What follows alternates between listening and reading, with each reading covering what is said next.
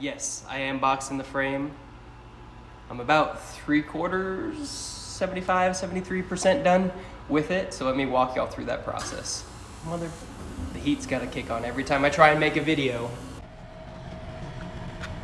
Nice. Oh, it must be nice to have a heated garage. Yeah, it's pretty nice. I spent the last 10 years of my life turning wrenches on these in all kinds of shitty weather. Little bit of stinging rain, big old fat rain, flew in sideways. And I'm a prissy little fair weather mechanic now, and I'm okay with it. What you probably have in your mind is a C-channel frame like this, where you can just come in and really easily go boop, pretend that it actually touches right there, weld. However, once you get on top of this thing, you can see that Ford decided to make these out of bacon. It has a bow going this way and pinches in towards the front, and then top to bottom, completely different widths on these. So it's not your simple C-channel, box it in kind of situation. Now theoretically, you could grind down these frame rails until they make an even parallel line and then come in and box it in that traditional format. But then you're gonna end up with a frame that's like, what is that, like 8 inches wide? Knowing that, I opted to make 3 separate panels and then recess them into the frame ever so slightly to the nearest point out where they could catch both the bottom of the frame rail and the top of the frame rail. You may have noticed that I filled and blended out all the factory holes on the side of the frame as well.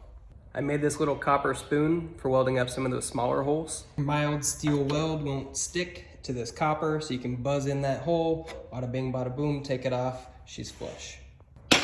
Now I wouldn't use that for any large holes on the frame. For that, I use plugs.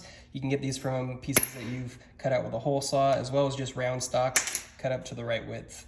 Hot rods and stuff, you'll see some people cut holes and dimple die throughout this boxing to kind of lighten it up a little bit. I wanted this all a sealed cavity to prevent any dirt or grime getting in there and then rotting out the frame from the inside. This does make it a little tricky for mounting things like your leaf spring hangers. So what I opted to do is just create some recesses in the frame so you still have access to all those bolts, and then just welded it, blended it out so nothing's getting in there. You can see I've done the same thing up here for these engine mounts. Still have the rear end of the frame to do. I'm working on the C-notches right now to allow for more up travel, but the back is a little bit more complicated because you have to allow for access to the stock fuel tank as well as shock packaging. There's quite a bit of clearance in these frames for your shock packaging, but if I run them outboard, that changes things. I got decisions to make. Like we had talked about in my last video, this has been kind of a back burner project for me, but I'm ready to get back on it. All right, I got out of the military this week, so should have more time to work on it. Stop yelling at me. Mom, the people on the internet are being mean again. I told them I'm busy, Mom. I told them. They said, shut up, you little fuck knuckle, and go to work.